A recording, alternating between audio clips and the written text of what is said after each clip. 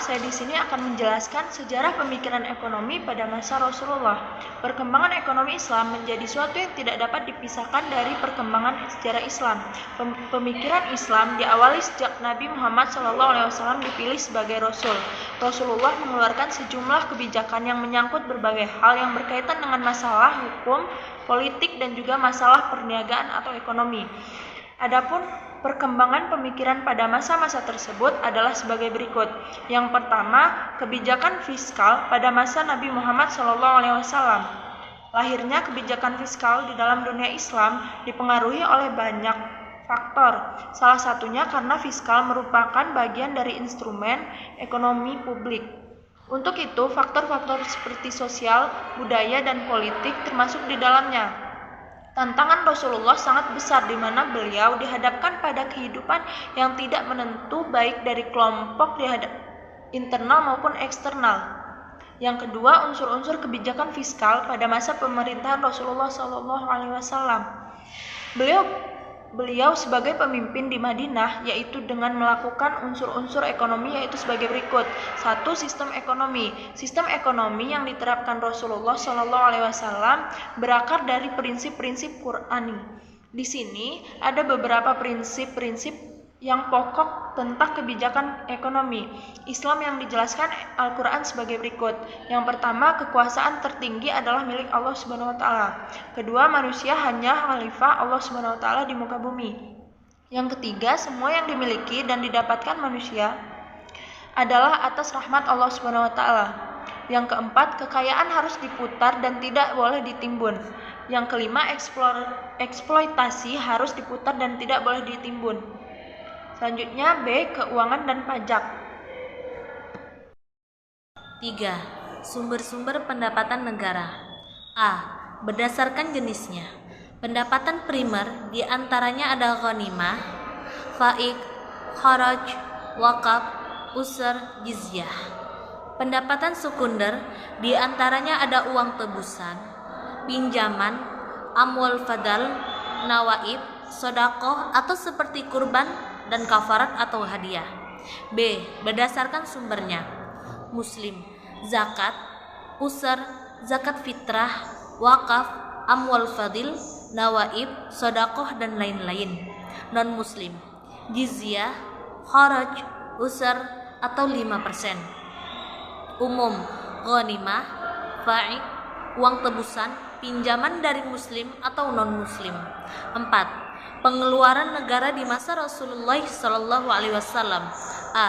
Primer, yaitu pembiayaan pertahanan dan pembiayaan gaji untuk wali, guru, imam, muazzin, dan penjabat negara lainnya, pembayaran upah kepada para sukarelawan, pembayaran utang negara.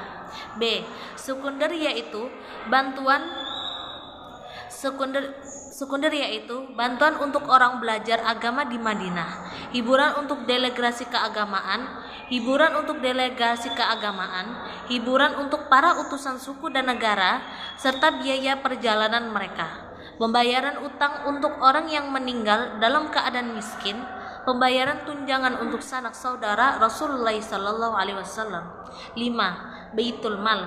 Rasulullah SAW merupakan kepala negara pertama yang memperkenalkan konsep baru di bidang keuangan negara pada abad ke-7, yakni semua hasil pengumpulan negara harus dikumpulkan terlebih dahulu dan kemudian dibelanjakan sesuai kebutuhan negara. Status hasil pengumpulan itu adalah milik negara dan bukan individu. Tempat pengumpulan itu disebut Baitul Mal atau bendahara negara. Di sini, saya akan menjelaskan tentang sejarah perkembangan ekonomi pada masa Khulafaur Rasyidin. Yang pertama, ada masa kekhalifahan Abu Bakar As-Siddiq pada tahun 632 sampai 635 Masehi. Abu Bakar As-Siddiq mendapat kepercayaan pertama dari kalangan muslim untuk menggantikan Rasulullah SAW setelah beliau wafat. Kemudian, langkah-langkah yang dilakukan oleh Abu Bakar radhiyallahu anhu dalam menyempurnakan ekonomi Islam adalah: yang pertama, melakukan penegakan hukum terhadap pihak yang tidak mau membayar zakat. Abu Bakar radhiyallahu anhu terkenal dengan keakuratan dan ketelitian dalam mengelola dan menghitung zakat. Dan juga pengembangan Baitul Mal dan pengangkatan penanggung-jawaban Baitul Mal. Dan juga secara individu, Abu Bakar adalah seorang praktisi akad-akad perdagangan. Yang kedua, ada masa kekhalifahan Umar bin Khattab radhiyallahu anhu. Umar bin Khattab yang merupakan sahabat Nabi Shallallahu alaihi wasallam, juga mertua Nabi. Umar bin Khattab menerima selama 10 tahun.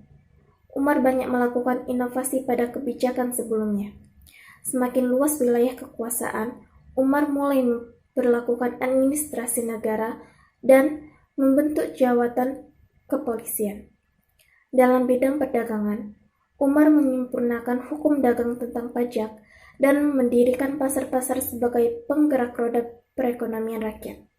Umar menerapkan prinsip keutamaan di mana penerimaan yang dapat dikumpulkan di Baitul Mal ketika pendistribusian dilakukan pada saat negara membutuhkan. 4. Utsman bin Affan radhiyallahu anhu 23 sampai 35 Hijriah atau 644 sampai 656 Masehi. Utsman bin Affan merupakan khalifah ketiga yang memerintah selama 12 tahun. 6 tahun pertama, beliau melakukan penataan administrasi seperti Khalifah Umar. Karena kekuasaan Islam semakin luas, sumber penerimaan negara juga semakin besar. Dalam pengembangan SDA, Utsman membuat saluran air, membangun jalan, dan membentuk organisasi kepolisian. Selama pemerintahannya, Utsman melakukan administrasi tingkat atas dan mengganti beberapa gubernur. Dalam pengelolaan tanah negara, beliau membagikannya kepada 8 asnaf. Utsman menggunakan prinsip keutamaan seperti Umar dalam pendistribusian harta Baitul Mal. Memasuki 6 tahun kedua, tidak terdapat perubahan dalam hal perekonomian. 4. Kekhalifahan Ali bin Abi Thalib 35 sampai 40 Hijriah atau 656 sampai 661 Masehi. Ali bin Abi Thalib merupakan sahabat Nabi Shallallahu alaihi wasallam dan keponakan Nabi. Kebijakan yang dilaksanakan pada masa Ali bin Abi Thalib yaitu mengedepankan prinsip pemerataan dalam pendistribusian kekayaan negara, seperti hal yang ditetapkan pada masa Abu Bakar. Penetapan pajak terhadap para pemilik kebun dan mengizinkannya pemungutan zakat terhadap sayur segar, melakukan kontrol pasar dan memberantas pedagang licik, penimbunan barang dan pasar gelap, membentuk petugas keamanan yang disebut dengan syurhah atau polisi yang dipimpin oleh syahibus syurhah, serta ketat dalam menangani keuangan negara dan melanjutkan kebijakan Umar. Got that heat, bitch.